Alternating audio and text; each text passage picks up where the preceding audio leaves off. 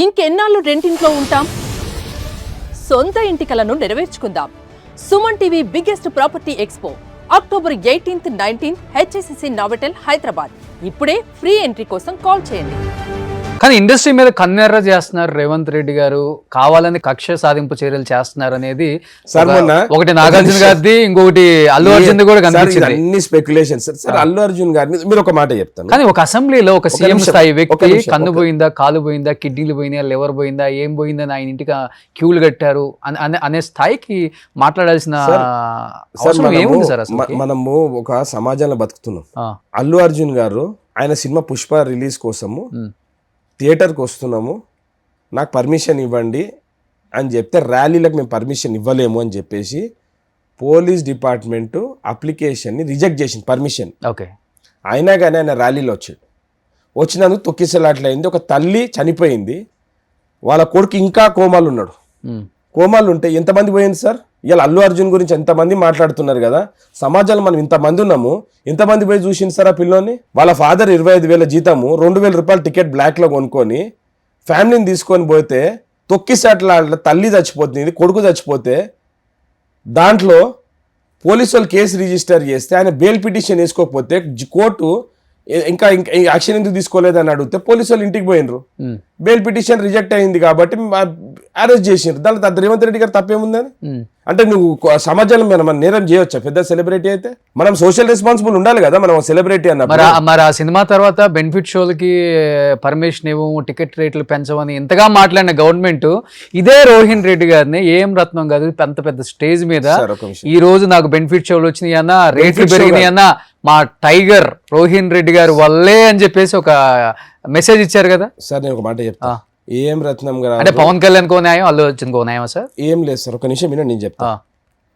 ఆ రోజు అది హరిహర వీరమల్లు దానికోసం ముఖ్యమంత్రి గారు పర్మిషన్ ఎందుకు ఇచ్చింది చెప్పన్నా? Because it is a patriotic movie. Patriotic మూవీస్ని ఎంకరేజ్ చేయాలనే ఉద్దేశంతో ఇచ్చిండ్రు. దాని తర్వాత వార్ సినిమాకి పెట్టుకున్నారు, రిజెక్ట్ చేసిండ్రు. దాని తర్వాత కూలీ సినిమాకి పెట్టుకున్నారు, రిజెక్ట్ చేసిండ్రు. ఒక ప్యాట్రియాటిజం తోటి ఉండే సినిమా కోసం అని చెప్పి ఆ రోజు ముఖ్యమంత్రి గారు ఇవ్వాల్సి వచ్చింది. సో ఆ రోజు ఏం రత్నం గారు ఆ రోజు ముఖ్యమంత్రి గారు ఆ ప్రోగ్రామ్ పోలేదు, గ్రాటిట్యూడ్ కోసం ఎవరు కూడా పోలేదు కాబట్టి మేము పోయినాం. కాబట్టి రోహిన్ రెడ్డి గారు నాకు అది మెసేజ్ వస్తే మెసేజ్ ఫార్వర్డ్ చేసిన అంతే. ఓకే. నేను ఇచ్చేటోని కాదు, తీసుకొచ్చేటోని కాదు. ఒక్కొక్కసారి కమ్యూనికేషన్ గ్యాప్ పాత్ర అయితే పోషిస్తారు సార్. కమ్యూనికేషన్ గ్యాప్ ఉన్నప్పుడు సార్ ఒక మాట చెప్తాను, everyone can't reach out. Okay.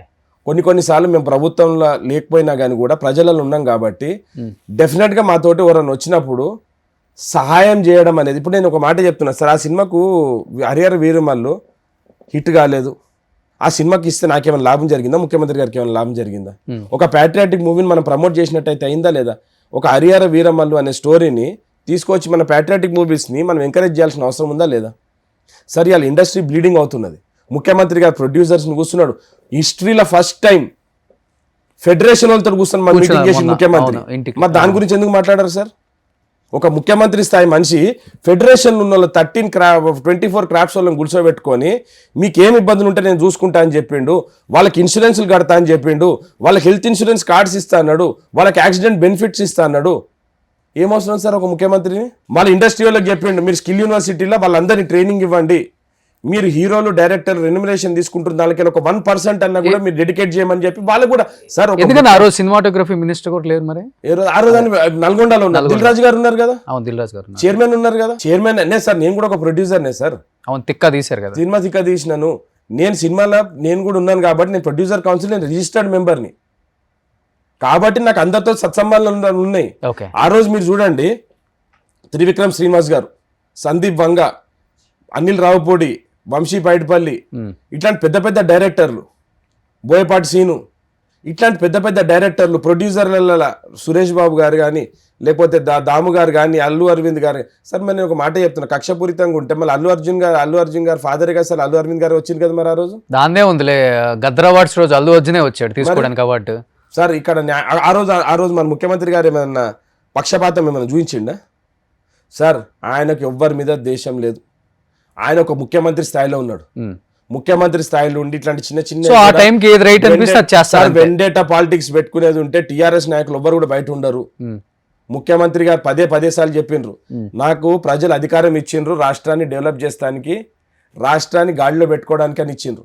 ఆయనకు ప్రతీకారం తీసుకోవాలనుకుంటే ముఖ్యమంత్రి పదవి అవసరం లేదు. ఆ ముఖ్యమంత్రి పదవిని అడ్డం పెట్టుకొని వీళ్ళ మీద కక్షలు సాధిస్తానికి ఆ ముఖ్యమంత్రి పదవి ఇచ్చిండ్రు ఆయనకు. మీరు చూడండి, గవర్నమెంట్ వచ్చినప్పటి నుంచి ఎవరి మీద కక్ష సాధింపు చేసి ఆయన ఎంత కష్టాలు పెట్టిండండి. ఒక్కగానొక కూతురు ఎంగేజ్మెంట్ ఉంటే తీసుకుపోయి జైల్లో వేస్తే పొద్దున్న బెయిల్ ఎన్ని అవర్స్ ఒక రోజు ఇవ్వచ్చు కదా, పొద్దున్న 10 గంటల నుంచి 5 గంటల వరకే ఇచ్చిర్రు బెయిల్. అట్లా కొట్లాడిండ్రు. ఏదో డ్రోన్ ఎగిరేసిందని చెప్పేసి తీసుకుపోయి 1 మంత్ జైల్లో పెట్టిండ్రు. వీళ్ళు చేసే దుర్మార్గాలకు తీసుకుపోయి వీళ్ళకి ఉరిదీయాలి. సుమన్ టీవీలో మీ పర్సనల్ అండ్ బిజినెస్ ప్రమోషన్స్ కోసం కింది నెంబర్కి కాంటాక్ట్ చేయండి.